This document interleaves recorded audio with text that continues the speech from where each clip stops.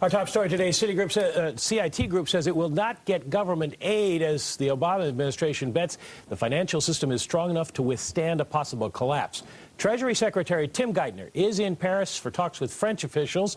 Bloomberg's Peter Cook is standing by in Paris with the Treasury Secretary right now. Peter? Mike, we're at the end of a four-nation tour. Took us to the Middle East, to London, now to Paris. The Treasury Secretary kind enough to join us here in Paris to talk more about this trip and other issues. Mr. Secretary, I know it's been a long trip. Thank you for the time. Appreciate it. Happy to do this. Overnight, we got more word that the financial crisis in the United States continues, despite signs of progress elsewhere. I need to begin there if I could. Sure. The situation with C.I.T. Why has the government decided that this lender does not deserve another financial lifeline?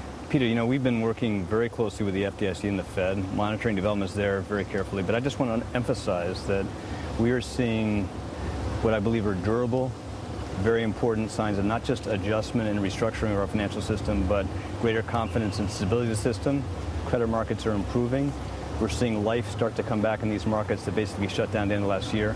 And we're going to make sure that we do enough to help reinforce, sustain that process. Because as you know, we're not going to have a strong, durable recovery unless we have a financial system that's able to provide the credit necessary for businesses and households to meet their basic needs. And I think we've made a lot of progress, and I think the effectiveness of the basic programs we've put in place have been, you've seen results in lower credit spreads, lower risk premia, things starting to open up. Have you made enough progress that you can now, the government can now make this decision with C.I.T. and not provide this sort of aid? Perhaps a few months ago, you couldn't have made this choice? Well, again, I think our basic obligation is to make sure we do enough to help reinforce, sustain this process. And, we're underscoring the fact that we've helped reduce systemic risk in the financial system. But our basic challenge, and it's true around the world, partly why I'm doing this, is to make sure we keep working with governments around the world, continue to provide enough support, we lift this global economy back to a sustained pattern of growth. One final question on C.I.T. $2.3 billion in TARP money was provided to that lender. They go into bankruptcy right now. Taxpayers going to take that hit? Look, we came into this, we started at the beginning of the year with a very damaged financial system, systematic breakdown in the credit markets, and we have done a lot, Peter, in a very short period of time to help repair that damage, help fix the critical weaknesses in our financial system. And as you've seen, we're moving very quickly to try to put in place broader comprehensive reform of the system. We've got a lot of risk and challenges ahead, but we've had a lot of adjustment in our financial system already. And our basic obligation, and we're going to do this, is to try to make sure we put a firm foundation to underpin recovery. Let me ask you one more overnight piece of news before we talk about the trip. Wall Street Journal reporting this morning that the government has, in essence, secret sanctions in place against Bank of America and Citigroup. First of all, is that report accurate, and what would be the goal of those? Peter, I haven't seen that report, and that's something I think I really need to leave with the supervisors. I mean, we have a set of independence for supervisors, which I want to reinforce and maintain, but I haven't had a chance to review that particular report.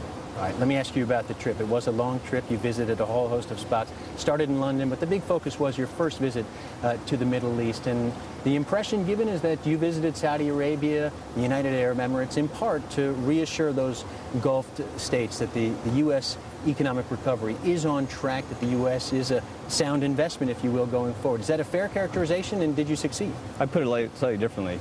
I went to underscore the commitment the president made in his speech in Cairo just a few weeks ago to put in place a stronger foundation of engagement with the Islamic world in general, with the Gulf, and we're working very hard to make sure we strengthen our strategic security relationship and our economic ties. The countries in the Gulf I went to play a very important role, not just, of course, in global commodity energy markets, but in terms of how well the overall economy functions. Saudi Arabia plays a key role in the G20.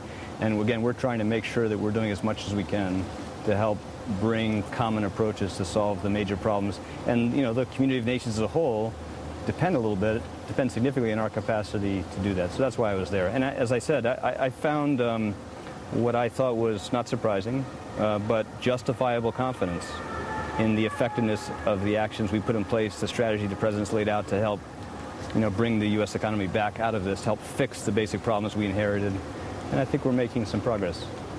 You did hear some questions along the way, even in you had a speech to some Saudi business leaders. You faced some questions from the audience, questions about the budget deficit going forward, the implications, for example, for U.S. debt sales going forward. Do you leave the Persian Gulf confident that those Gulf states are not only willing but able to buy U.S. debt going forward? Any concerns there at all? I'm not concerned about that, Peter. Again, our basic obligation is to try to make sure that we repair the damage caused by this crisis, bring this economy, this financial system back so that we're seeing private investment recover, employment start to grow again, credit start to flow again. But we're not going to be effective in doing that unless the world understands, the American people understand, that as we get out of this, we need to bring our resources and expenditures back into balance. We reverse the things that were necessary to do to solve the crisis. And the President's committed to that. It's necessary for us to do that. But I think we're going to get that balance right. These problems, these long-term problems, are within our capacity to solve as a country. We just need to make the choice to do it. In the last few weeks, if you will, has your view of that exit strategy, the timeline for that exit strategy, changed in any appreciable way? Do you think it might happen sooner? No, I don't. I mean, my view from the beginning has been the overwhelming imperative we face is to make sure we have sustained support for for demand and for the financial system until we are very confident we have a durable recovery in place. We're not going to repeat the classic mistake that the U.S. made in the 30s. Governments around the world have made in financial crises by, at the first sign of hope, putting the brakes on prematurely. That's not something we can afford to do. That would weaken our long-term fiscal prospects and weaken the basic fabric of the economy. Let me ask you about the stimulus, because you made the case in Saudi Arabia and elsewhere on this trip that the stimulus, the real thrust of it is going to kick in over the next 6 months. There have been critics back in the States around the world saying this package was never intended to deal with a 10% unemployment rate. It's not big enough to do the job. How do you respond to that? Peter, my view is there is no credible argument to make that the U.S. administration understated the severity of this crisis. You know, we put in place with the Congress the largest, most powerful stimulus package we've seen in peacetime in the United States, a mix of quick-acting tax incentives but a program of broader support designed to play out over a 2-year period of time. Its biggest employment-intensive effect starting in the second half of this year. That was by design. We've been very aggressive in trying to repair the damage in the financial system, and I think that was appropriate. The basic judgment was to decide that we were going to try to make sure we did what was necessary for as long as it took to help get this global economy back on track. And you know, we're making progress. It's not going to be quick and easy. A lot of challenge ahead, but I think we've been very effective so far in helping arrest the force of the storm. 7.9% growth rate announced in China today. What do you make of that? And is it China and not the United States that might lead the world out of recession? Well, you know, we came into this at different time periods. You know, the U.S. started earlier. We're sort of further into this process of adjustment. A lot of the adjustment we have to go through, I believe, is behind us as a country. But there are fundamentally different conditions in emerging Asia, in Europe, in Latin America. But I think what you're seeing happening in emerging Asia, not just in China, is encouraging. I think it provides some basis for, again, cautious optimism that we're going to start to come out of this over the next few quarters. Let me ask you about more controversy back at home, if I could. Earnings this week for a lot of banks. We had Goldman Sachs report earnings. Immediately, the conclusion was a compensation. And we also have, I'm hearing in my ear that J.P. Morgan just reported earnings as well with a big beat on expectations. Big banks reporting big earnings. Now the expectation is they're going to boost compensation to some of these firms, to some of their people. First of all, they're not under the TARP restrictions anymore. What are your thoughts on these big banks paying out big bonuses right now? Is there anything you plan to do about it? Peter, I guess I would just make two basic points.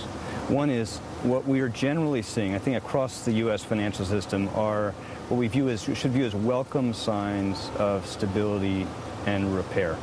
Those things are fundamentally important to the basic objectives of trying to bring the economy back to the point where we're growing again. Businesses are creating jobs rather than shedding jobs. Investment starts to grow again. That is a necessary thing. But we are moving very quickly to try and put in place comprehensive reforms over risk-taking in the financial sector to try to make sure we put in place not just stronger protections for consumers, where we had systematic failure in the protections that households depend on, but also, and this is critical, to make sure we have a more stable, more resilient financial system, less prone to crisis.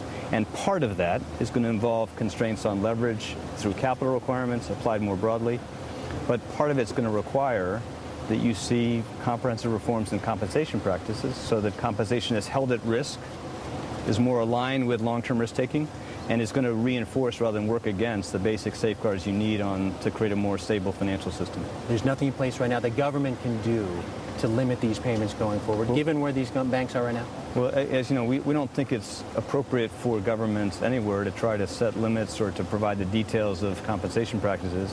But we want to make sure that compensation is rewarding good performance, not bad performance, and is reinforcing our basic objective in creating a more stable system. You know, we had a financial system that was too prone to crisis, too fragile. The damage caused by that has been fundamental, in partly because of failures in the basic safeguards governments are designed to provide, but in partly because of the judgments the leaders of our major financial institutions made. And we want to see them start to earn back the confidence of the American people and of global investors in their capacity to run institutions that are going to be more resilient over time. And that's very important for us to see that. Mr. Secretary, I know you've had a long trip. You've got places to go as well, probably a little jet lag to deal with if you're like me. Thank you again for the time. We very much appreciate it. Happy to do it. Nice to see you. And Mike and Geithner, we'll send it back to you in New York. All right, Peter Cook, thank you very much from Paris. An exclusive interview with the Treasury Secretary, Mr. Geithner, avoiding most questions on C.I.T. Group, but saying the U.S. financial system is in better shape by implication, saying they could afford to let them go. You can